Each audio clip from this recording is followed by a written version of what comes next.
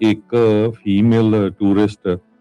India ਦੇ ਵਿੱਚ ਗਈ, ਬਾਹਰ ਦੀ ਬੀਬੀ, ਤੇ ਉਹ ਕਹਿੰਦੀ ਵੀ ਮੈਂ ਜਦੋਂ ਜਾਣਾ ਸੀ ਤੇ ਮੈਨੂੰ ਸਾਰੇ ਘਰਦਿਆਂ ਨੇ ਵੀ ਡਰਾਇਆ, ਸਾਰਿਆਂ ਨੇ, ਵੀ ਉੱਥੇ ਸੇਫ ਨਹੀਂ ਹੈਗਾ ਇੰਡੀਆ ਦੇ ਵਿੱਚ, ਕਿਉਂਕਿ ਆਪਾਂ ਨੂੰ ਪਤਾ ਹੀ ਆ ਕਿੰਨੀਆਂ ਇਨਸੀਡੈਂਟਸ ਉੱਥੇ ਜਿਹੜੀਆਂ ਰੇਪ ਦੀਆਂ ਜਾਂ ਹੋਰ ਆਉਂਦੀਆਂ ਹੈਗੀਆਂ। ਕਹਿੰਦੀ ਵੀ ਮੈਂ ਸੇਫ ਇਸ ਲੱਭਦੀ ਸੀ ਤੇ ਮੈਂ ਇੱਕ ਗੁਰੂ ਘਰ ਦੇ ਵਿੱਚ ਚਲੇ ਗਈ, ਤੇ ਜਦੋਂ ਉਹ ਗੁਰੂ ਘਰ ਚ ਗਈ ਕਹਿੰਦੀ ਵੀ ਮੈਨੂੰ ਉੱਥੇ ਇਕੱਲੀ ਉਹਨੀ ਰਹਿਣ ਲਈ ਨਹੀਂ ਜਗ੍ਹਾ ਦਿੱਤੀ, ਤੇ ਮੈਨੂੰ ਫੂਡ ਵੀ ਦਿੱਤਾ, ਸਾਰਾ ਕੁਝ ਦਿੱਤਾ। ਤੇ ਉਹ ਵੀਡੀਓ ਅੱਜ ਕੱਲ ਬਹੁਤ ਜ਼ਿਆਦਾ ਜਿਹੜੀ ਆ ਵਾਇਰਲ ਹੋ ਰਹੀ ਹੈਗੀ ਆ ਵੀ ਕਿਸ ਤਰ੍ਹਾਂ ਕਹਿੰਦੀ ਵੀ ਹਾਲਾਂਕਿ ਮੈਂ ਸਿੱਖ ਧਰਮ ਨੂੰ ਬਿਲੋਂਗ ਵੀ ਨਹੀਂ ਕਰਦੀ, ਨਾ ਮੈਨੂੰ ਬੜਾ ਪਤਾ ਸੀ ਉਹਦੇ ਬਾਰੇ, ਵੀ ਰਹਿਣ ਲਈ ਜਗ੍ਹਾ ਦਿੱਤੀ, ਖਾਣ ਲਈ ਜਗ੍ਹਾ ਦਿੱਤੀ, ਤੇ ਮੈਂ ਸੇਫ ਵੀ ਬਹੁਤ ਰਹੀ ਹੈਗੀ ਆ। ਸੋ ਇਦਾਂ ਦੀਆਂ ਜਿਹੜੀਆਂ ਖਬਰਾਂ ਆ ਉਹ ਪੋਜ਼ਿਟਿਵ ਹੁੰਦੀਆਂ। ਸੋ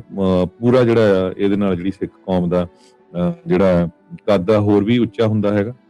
ਕਿਉਂਕਿ ਪਿਛਲੇ ਸਮਿਆਂ 'ਚ ਬਹੁਤ ਇੰਡੀਆ ਤੋਂ ਖਬਰਾਂ ਆਈਆਂ ਵੀ ਬਾਹਰਲੇ ਟੂਰਿਸਟ ਗਏ ਸੀ,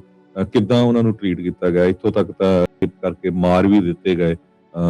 ਸਾਨੂੰ ਪਤਾ ਹੀ ਆ ਵੀ ਸਾਊਥ ਇੰਡੀਆ ਦੇ ਵਿੱਚ ਇਦਾਂ ਦੀ ਘਟਨਾ ਇੱਕ ਜਿਹੜੀ ਵਾਪਰੀ ਸੀ।